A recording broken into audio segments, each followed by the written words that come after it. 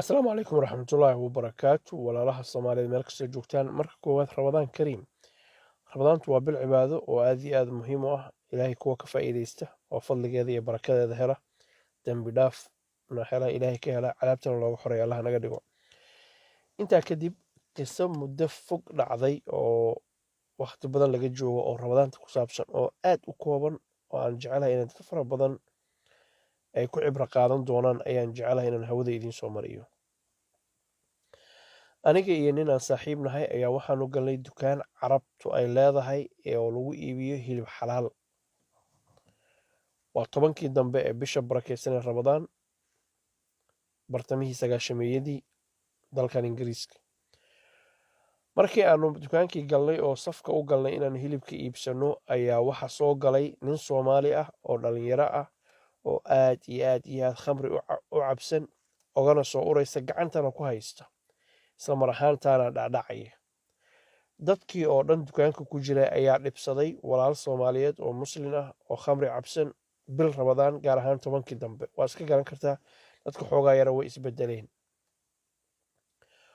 waxayna dhibsadeen dhibaatada walaalkaas ka muuqata, wanaagna way la jeclaayeen. kiyugii intuu soo dhaafay ayuu meeshii ka qayliyo, wuxuu yidhi waxaan doonayaa inaad hilib iga iibisaan.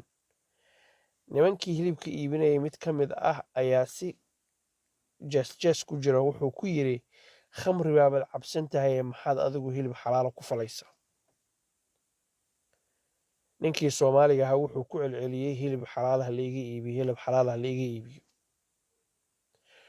dabadeedna waxaa dhacday in markuu dhowr jeer ku celceliyey oo si ka jana loogu jawaabay, ayuu ninkii Soomaaliga ahaa wuxuu yidhi hadal cajiib ah oo aad culays iyo miisaan u leh. wuxuu yidhi, khamriga inaan cabo naftayda iyo shaydaan ayaa igu kallifay oo naftaydii ka adkaaday, laakiin anigu ma doonayo inaan dibnahayga hilib xaaraana geliyo, ee fadlan hiliba laiga iibiyo. ninkii dukaanka lahaa oo Marookaan ahaa ayaa arrintii aad u saamaysay oo ka daqnaday.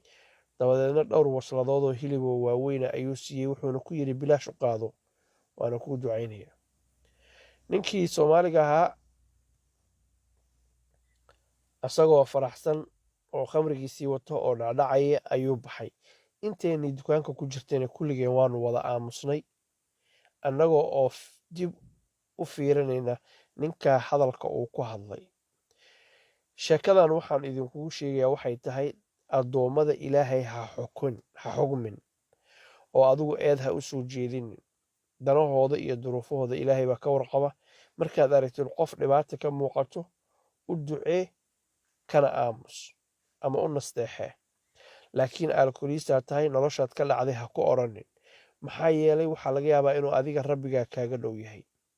gaar ahaan wiilal yaryar ah oo kutubo yaryara oo risaalooyin oo niman culamo ah ay qoreen akhriyey oo mooday inay jannadii ku jiraan, cumar iyo abubakar sadiiq la mid yihiin, oo magacyo qurux badan sheegta. rasuulka sallallahu calayhi wasallam waxa uu yidhi, qofka muslimka waxaa lagu yaqaanaa marka wax laga weydiiye astaamihiisa, afkiisa iyo gacantiisa ayay muslimiinta kale ka nabad galaan. 24 saac niman culummo sheeganaya iyo wiilashaas yararka ayaa dad kale oo Soomaali oo wadaada ah ama muslimiin ah ama akhyaar ah amase duruufo adduunka ay haystaan xagxaganaya oo ceebaynaya. dadka ceebtooda laguma dirin. waxaan oga baxayaa fideogan ayad cajaa'ib ah oo aan aad u jeclahay oo tiraahda, falaa tuzakuu anfusakum huwa aclamu biman ittaqaa. ilaahay baa og qofka taqiga oo jannada gelaya oo ilaahay agtiisa laga jecel yahay, ee idinku naftiinna ha dahiranina.